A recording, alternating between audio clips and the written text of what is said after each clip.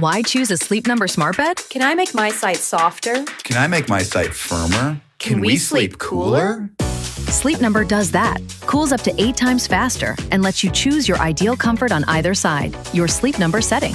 Enjoy personalized comfort for better sleep night after night. And now, during our President's Day sale, take 50% off our limited edition bed. Shop now for a limited time. Only at a Sleep Number store or sleepnumber.com. Mom, Dad, I'm not throwing shade, but the whole New Year's resolution thing, kinda slipping, no offense. Anyway, my best friend Jenny's dad, crushing it. He uses Blue Apron. He says he ordered 1-pan assemble and bake meals and these things called meal kits. They're all super easy to make. He keeps yelling, protein and fiber, baby. Also, the food, we tried it. So good. So maybe check it out or whatever. Blue Apron. Get 50% off your first 2 orders plus free shipping with code LISTEN50. Terms and conditions apply. Visit blueapron.com/terms for more. Warm up your winter with Hatfield's marinated pork tenderloins and pork loin fillets, packed with bold flavor and perfect for any family meal. Visit simplyhatfield.com for easy recipes and a store near you. Hatfield, better care, better pork.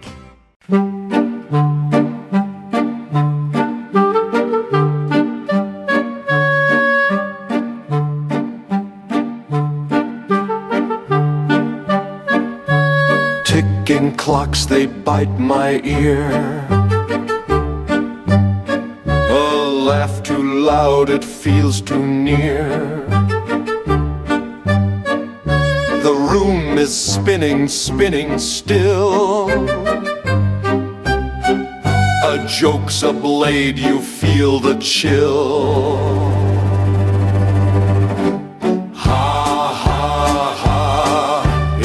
So deep, a laugh so wild, it makes you weep. Ha ha ha, the joke's on me. Anxious laughter sets me free. I'm dying. You're healthy. This is not the first time I've had this exact exchange. This is not the first time I've had this exact exchange with other people. This is not the first time I've had this exact exchange with myself about these exchanges. I'm dying. This is usually my first thought after waking up. It's followed by all the reasons I could be dying. My symptoms are an endless well of despair. I recite them alphabetically. Difficulty concentrating, digestive issues, excessive worrying, fatigue, increased heart rate, irritability, insomnia, muscle tension, restlessness, shortness of breath. The root of the cause, well, that's what I intend to find out. It's my grief that keeps on grieving. There's the obvious big-time diseases. Those take precedent. Followed by the less mainstream diseases that kill you a little slower over a longer period of time. I was open to either. I'm flexible when it comes to my own mortality. Just tell me what's killing me so I can get to the dying. You are healthy. This is what my doctor is telling me. I refuse to believe her. I question her diagnosis and then provide my own hypothesis. She tells me that I should see a therapist. I tell her I'm seeing one. I raise my hand and then say, 2. I am seeing 2 therapists. I say, I don't know why I lied. She tells me to describe how I'm feeling. I take out the laundry list and rattle them off like an auction moderator. I could have sang the list in reverse alphabetical order. This is how often I think about my own painful death. She stresses, again, that I am physically healthy and suggests talking to one or both of my therapists about medication. I tell her that I have tried a variety of anxiety medications, and nothing seems to work. I have the list memorized. Yes, alphabetically. Ativan, Buspar, Effexor, Klonopin, Lexapro, Paxil, Prozac, Valium, Xanax, Zoloft. Her eyebrows are raised, as are mine. The difference is my eyebrows are always raised because I am in a constant state of worry. She asks about my diet, a conversation I have had with her and my current and former nutritionist. I cut out caffeine, I cut out carbs, I cut out sugar. My meal plan looks like what you feed a mannequin. It consists of water and air. I am never full, nor somehow never hungry either. I am skinnier than I've ever been. She asks about exercise. I run, I walk and then run. I meditate, I do yoga, I have apps to help me breathe. She asks if I ever thought of harming myself. I say no, an answer which surprises me. I'm so surprised I keep thinking about it for the rest of the day and night. I'm almost disappointed. How have I never thought about harming myself? That would make things so much easier. Yet this one monster meatball of anxiety and potential depression seems to have thankfully been avoided. My brief wave of gratitude is quickly eaten whole by my normal state of mind. Dread. She asks about sex. Am I having any? I say, yes, occasionally. Though it's never satisfying. I always want the person to leave immediately afterwards. If on the off chance I'm at their place for the unsatisfying sex, I never stay over. I would rather claw my eyes out than pretend to care about what they're saying after the deed has been done. By this point in the evening, every ounce of my fiber has been used up trying to seem like a normal person, and I would give any and everything to go home where I can rest somewhat comfortably in my cocoon of solitude. She asks about friends. I say, I have them. Well, I used to. I still do technically have friends. I just don't see them as often as I should. It's not that I don't like them, per se. I just would rather be home. I can usually fake it for 10 or 15 minutes, but then I just want to go home. She points out that I said the same thing regarding my sex life. I tell her that I am aware of that, even though I was not aware of that. She asks how often I've been feeling this way. I tell her I can remember being happy when I was younger. I think that was a question to myself. I immediately cave in and say, I can't verify if that happiness was happy. I start reeling off specific points of my childhood that may have gotten the anxiety train moving. I reference my journal, asking if she would like to look at it. She tells me that's more suited for my therapist, but that it is always a good thing to listen to yourself. I say, I wish I could stop. I am sick of listening to myself. I tell her that I have hit a dead end with me. She stresses to contact someone immediately if I ever felt like doing harm to myself. I say again that harming myself has never been a thought. Again, I am surprised that this is not a lie. What about harming other people? I take a pause. A long pause. To her, it must look like I'm buffering. I grab the words, hold them in front of me, and stretch them out for a closer, longer look, as if I'm searching through the rack at my favorite store. I don't have a favorite store, but the analogy seems apropos regardless. Have you ever thought about harming other people? I'm thinking about it now. I don't say that. I think it. Literally. Have I thought about harming other people? I must have. Everyone does. I say that part out loud. She says, that is not true. I squint. This is a tic I employ when I don't believe someone. Everyone thinks about harming other people. I'm saying the quiet stuff out loud now and can't seem to stop. She is concerned. I have never seen her concerned before. Her resting face had always been fake concern or exhaustion. This is what her face looks like when she is concerned, and it almost makes me laugh. I can't hold it in. I start laughing. I apologize and say, I'm sorry, but her face, I can't finish the sentence. I am laughing so hard. She is growing increasingly concerned, which just makes me laugh harder. I haven't laughed this hard in a long time. Not since I got the weed giggles and watched The Happening by M. Night Shyamalan have I laughed this hard. That was alone. This is in front of a doctor, which only makes it funnier. She begins to write something. I'd like you to call this number. I ask who they are. She explains that they are a trusted colleague who helps people with repressed rage. Repressed rage? I say it out loud because I am in such shock by this diagnosis. I don't have repressed rage. I've never even been in a fight. I've never been in a verbal altercation. Just the thought of being in some sort of entanglement makes me nauseous. I'm nauseous just thinking about my hypothetical nausea. She makes me promise that I will call this number. I promise. It's sincere. No answer. I leave a message. The voicemail was automated, so I don't know who I called or what they even do. I tried looking up the number for intel, but find none. I spend most of my free time at work staring at this card. This tiny white card with a number written on it. The mystery element is giving me energy. I can't stop thinking about who or what this person will or will not do for me. Repressed rage. It's playing on a loop in my head. That can't be the answer. It can't. I'm dying. That's the answer. It's the only answer that will satisfy all of my questions and give me peace. Sorry, Amber kicked the back of my chair. Accidentally. She smiles and apologizes. I apologize too, even though she was the one who kicked my chair. It's the third time this week she has accidentally kicked the back of my chair after turning from Liza's desk towards mine when she was walking away. That's a lot of accidents for 1 week by one person. What's the definition of crazy? Oh, right, it's Amber, with her perfect maroon summer top that sashays through the office. I bet she's never had an anxious day in her perfect little life. Amber. My phone is ringing. Unknown caller. My right hand is shaking. Liza is confused to hear my phone ring. She's never heard it ring before. I'm the office mate who keeps everything on silent. The alternative, calling attention to myself, is blasphemy. Only someone as perfect and carefree as Amber would keep their ringer on at work. Amber conducts personal calls out in the open without a care in the world. Her boyfriend, her best friend, her mother, she'll talk to them as if she's sitting comfortably in her living room. Me? Oh, I need to get out. Now, quickly. I'm pacing around in the hallway of this dank former warehouse-turned-chic Brooklyn office building that was supposedly created as a harbinger for artists.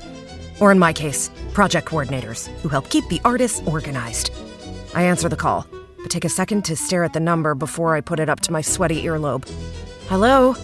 I hear an automated voice telling me to, please check your email. A phone call telling me to check my email?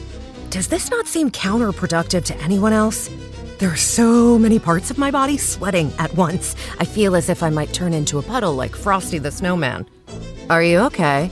It's Harmony. She's asking if I'm okay as she walks past me towards the bathroom because she has never seen me on the phone before. I'm assuming she's assuming that this was a serious phone call. She's not wrong. At least I hope not. I tell her, yeah, even though the truth is 1,000% no. I waddle back to my desk from the hallway and sit down onto what has now become a tsunami of anxiety-induced swamp ass. I check my email immediately. There's a new one titled, Consultation. I'm on my way to Jersey City in a bus. It is simultaneously gross, yet sexy, which is how I would describe most of the men I've dated. My current avalanche of dread is centered around the notion that I might not make this in time. The consultation is an hour. They close in 77 minutes. The map on my phone says I'm 13 minutes away. Every time the bus stops, I want to gouge out the person's eyeballs. Don't these people have more important things to do with their life than to interrupt mine? I am briskly walking from the bus stop towards this mysterious office. The swamp ass has mutated into swamp body. I'm basically Robin Williams doing stand-up, sloshing down the street. I finally make it and try to pretend I still have a pulse when I go up to the front desk and very courteously show them my email confirmation. They tell me to have a seat. I check my eco-friendly watch. Well, they close in 62 minutes. The consultation is an hour. Oh my God, what if they don't have time for me? I'll have to do all of this again tomorrow. If they have time tomorrow. What if they don't have time tomorrow? What if I have to wait until Ms. Summers, you can head in now? I stand up, nod, and smile, then head into the back through the ominous gray door. I'm blinking rapidly. My eyelashes have turned into windshield wipers during a monsoon. A very petite older woman is smiling and pointing towards room number 6. She tells me to wait for a moment. The room is tiny. I guess 12 by 10. There are 2 chairs, facing each other. This might involve eye contact. I'm already uncomfortable. Before I can use my face as a battering ram to burst through the wall, a man walks into the room.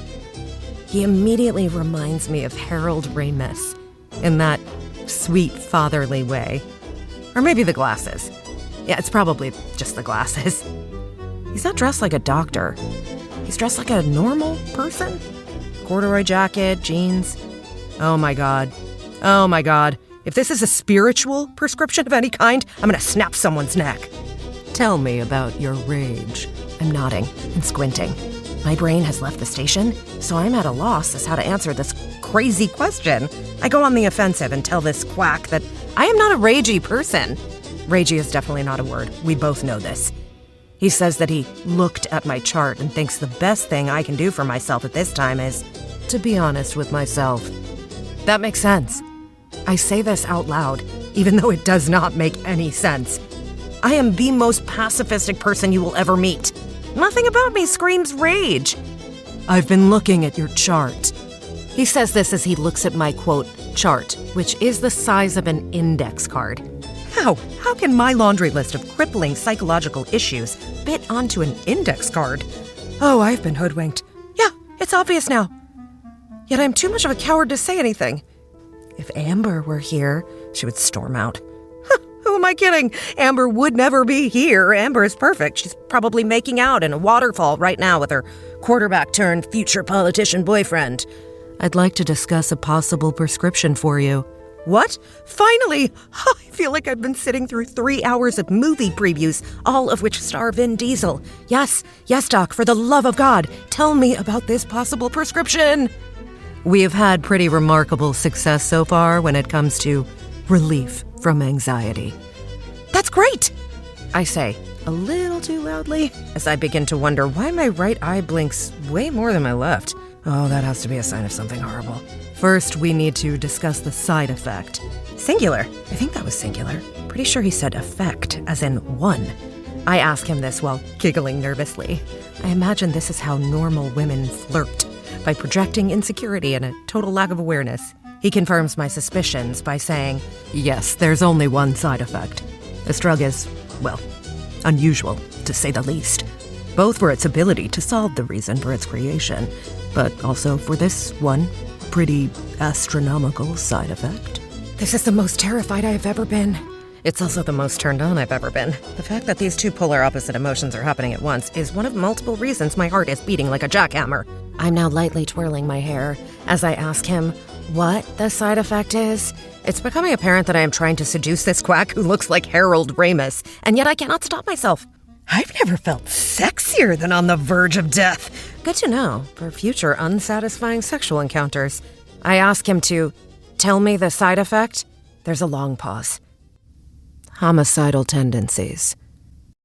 Why choose a Sleep Number smart bed? Can I make my site softer? Can I make my site firmer? Can we sleep cooler?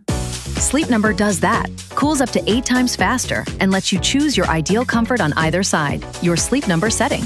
Enjoy personalized comfort for better sleep night after night.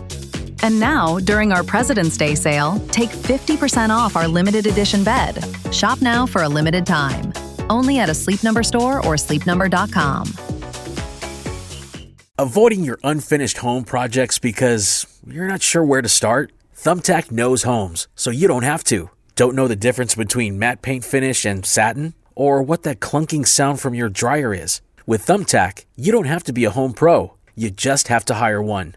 You can hire top-rated pros, see price estimates, and read reviews, all on the app. Download today. Carvana's so easy, just a click, and we've got ourselves a car. See? So many cars. That's a click-tastic inventory. And check out the financing options. Payments to fit our budget. I mean, that's Clickonomics 101. delivery to our door. Just a hop, skip, and a click away. And what? No better feeling than when everything just clicks. Buy your car today on Carvana. Delivery fees may apply. I can't stop staring at my TV, which is not turned on. That is all I have been doing since I came home. Staring at a black screen. I've been replaying the conversation over and over and over and over and over again in my head. It's too surreal to even try to make sense of. Yet that's exactly why I can't stop thinking about it. I feel like I have been swapped out of one movie and then dropped into another. Oh, my current movie could conceivably be starring Vin Diesel.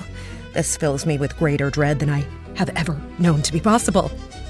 Homicidal tendencies. When Doc Ramis said it, I did every girly flirt known to man. Hair twirl, nervous giggle, blush. I did not intend this, yet it happened. He responded with a cold stare. He was not joking. The side effect, singular, homicidal tendencies. I asked him multiple times in a row if he was kidding. He assured me multiple times in a row he was not. So, you're saying if I take this drug, I'll want to kill people? Yes. I had no choice but to assume this was some sadistic prank, that I was being videotaped from somewhere in this tiny white-walled room. This was all part of my therapy. Shame. I would be shamed and embarrassed to the point of rehabilitation. Wow, I can add this onto the list of failed medicines. I stood up, I thanked him for wasting my time, and then I started to walk out. until he stood up and said, "Aren't you forgetting something?" He was holding it in his Harold Ramesy hands. A tiny white pill bottle. It had a smiley face on it. He held the pill bottle out towards me and said, "It will make you happy." That last word, it hung in the air, just like that magical pill bottle. The supposed rage I had been feeling started to bubble up just for a moment, and I had to say it. It's pretty disgusting to mess with people like this. You know? I have issues, okay? And for you to just toy with human emotions, it's really quite gross. You should all be ashamed of yourselves. I mean, aren't you even the slightest bit worried I could expose you for what you told me today, huh? His response was so calm, so measured, so reassuring. He just said, "No." No? No? I mean, what do you mean, no? Why not? What's stopping me, huh? Huh? Because you're here. It's 2:37 in the morning. I am staring at my blank TV screen, alone, with a bottle of pills that apparently contains the key to my happiness. It is beyond any doubt that I have been selected to be a part of some sort of social experiment. Will she or will she not take the pills, knowing that the doctor has told her the horrific side effect? I have to admit, that's actually not a bad experiment. Surely they can't actually cause people to kill people, right? And how would they even know if I took it? There must be a way for them to monitor my activity. Otherwise, what's the point, right? So theoretically, I could take a pill. I could do it. I could take a pill. Just see what happens. And they would have no idea, right? I didn't take the pill. I can't give them the satisfaction. Even though they have no idea whether I would do it or not, it's the principle of the matter. Being part of some placebo trial is not how I'll fix myself. I don't know how it'll happen. Maybe I need to get away. Go somewhere new. Okay, I will admit the little mysterious excursion did make me feel better. The unknown. I could use more of that. Maybe that's the key to being happy. Trying to find a bigger piece of the... Sorry. Amber kicked the back of my chair, accidentally. She smiles and apologizes. I do not apologize. I stare at her as she walks away. In her perfect blouse, her perfect dress. When she sits back down at her own desk, my eyes begin to wander towards a little white bottle. Hey! Feeling heavy like a cloudy day. Your troubles stacking like a game of clay. What if I told you there's another way? Smile works, turn that frown around. Pop the gloom, it's lost, not found. Worries gone just like a breeze. Happiness in capsules, please. Capsules, please. Capsules, please.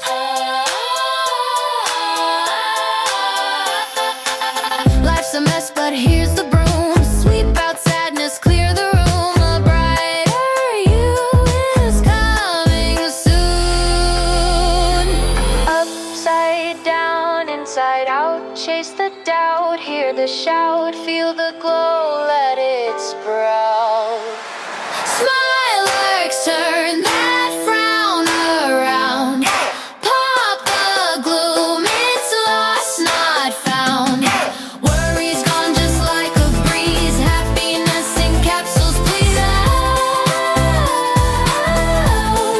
Capsules, please.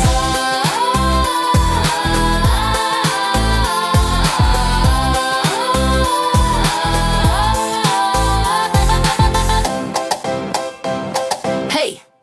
Avoiding your unfinished home projects because you're not sure where to start? Thumbtack knows homes, so you don't have to. Don't know the difference between matte paint finish and satin? Or what that clunking sound from your dryer is? With Thumbtack, you don't have to be a home pro. You just have to hire one.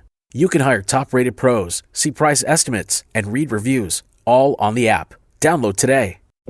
You look like you deserve a fresh start to the new year, and there's nothing better than a classic California road trip. Everyone at Rush Creek Lodge and Spa at Yosemite is ready to welcome you with open arms and miles of smiles. Rush Creek's the ideal base camp for exploring Yosemite's wide open spaces, breathtaking scenery, and pristine mountain air. Go to rushcreeklodge.com and use promo code CHILL to get half off your third night on winter stays.